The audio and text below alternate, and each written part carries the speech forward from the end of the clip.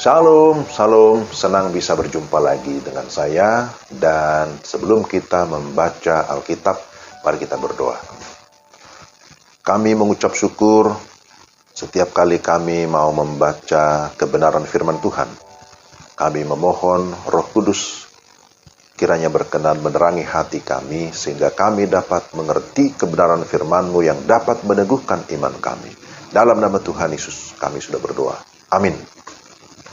Filipi pasal 3 ayat 7-8.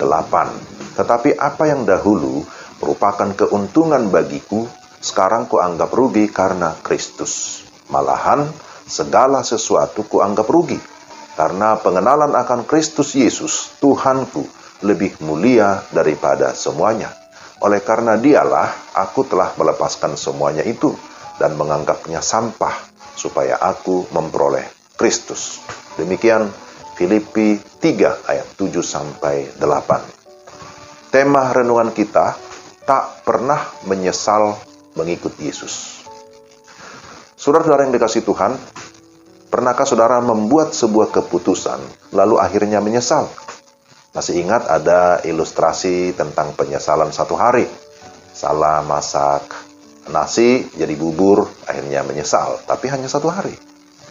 Ada orang menyesal 1 bulan karena salah potong rambut, tapi bulan berikutnya sudah kembali lagi. Ada orang menyesal karena tidak belajar sungguh-sungguh, akhirnya ketinggalan semester atau ketinggalan kelas, menyesal 1 tahun, tapi bisa diperbaiki lagi. Ada orang yang menyesal selama hidupnya karena salah memilih pasangan, suami atau istri. Nah, itu bentuk-bentuk penyesalan di dunia ini. Tetapi ada penyesalan yang bersifat kekal, yaitu apa? Berkaitan dengan keselamatan. Karena firman Tuhan sudah diberitakan, tetapi tidak pernah mau percaya dan menerima Yesus sebagai Tuhan dan Juru Selamat. Yang terjadi adalah penyesalan kekal karena tidak bisa masuk surga. Nah, itu adalah ilustrasi.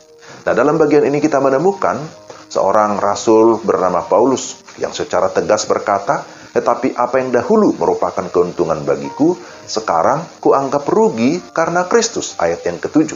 Artinya Paulus menyatakan bahwa dia tidak pernah menyesal terhadap 2 hal. Pertama, tidak menyesal meninggalkan manusia lama dengan segala kebanggaannya.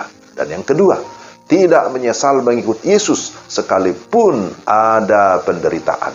Mengapa Paulus tidak menyesal meninggalkan kehidupan lama serta kebanggaannya dahulu? Padahal kebanggaannya kan bisa dikatakan cukup sempurna, tanda kutip ya, ayat 4-6. Semua karena perjumpaannya secara pribadi dengan Kristus. Nah, itulah titik baliknya. Karena adanya pertobatan dan iman kepada Kristus.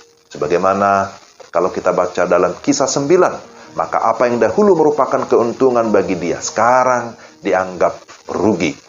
Oleh karena itu Paulus sudah melepaskan, bahkan sudah melupakan semua itu di belakang. Dahulu dia menjalankan semua kegiatan agamawi berdasarkan usaha sendiri karena ketaatan kepada hukum Taurat.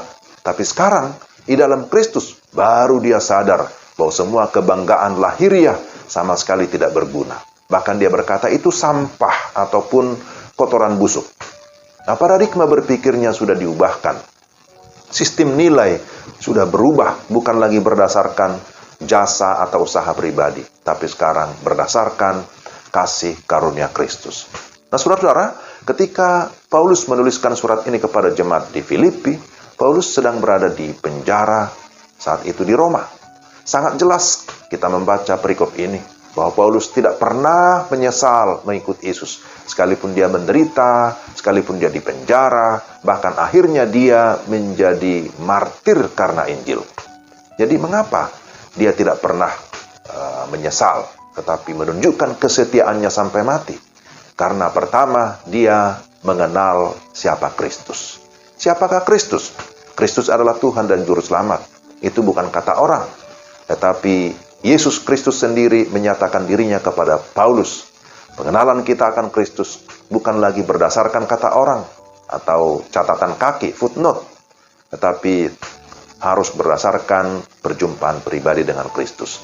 Maka dalam ayat 10 Paulus berkata, yang ku kehendaki ialah mengenal Dia dan kuasa kebangkitannya, dan persekutuan dalam penderitaannya, di mana aku menjadi serupa dengan Dia dalam kematiannya. Yang ku kehendaki, artinya bahwa kerinduannya yang tertinggi ialah mengenal Tuhan, bukan hanya sekedar keluar dari penjara ataupun keluar dari penderitaan, tetapi hubungan yang akrab, hubungan yang intim dengan Tuhan.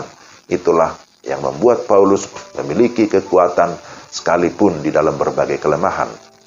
Yang kedua, keyakinan akan panggilan Kristus. Paulus tidak berhenti sampai pada poin keyakinan keselamatan, tetapi dia juga meyakini panggilan Kristus, sehingga dia menyerahkan dirinya untuk menjadi alat keselamatan. Setelah Ananias menumpangkan tangan atasnya, Paulus memberitakan Injil. Dahulu dia adalah pembinasa orang-orang percaya. Sekarang dia mau supaya orang yang akan binasa menjadi percaya kepada Kristus seperti dia. Maka Paulus dikenal sebagai misionaris yang tidak pernah kenal lelah. Berkeliling dari satu tempat ke tempat lain.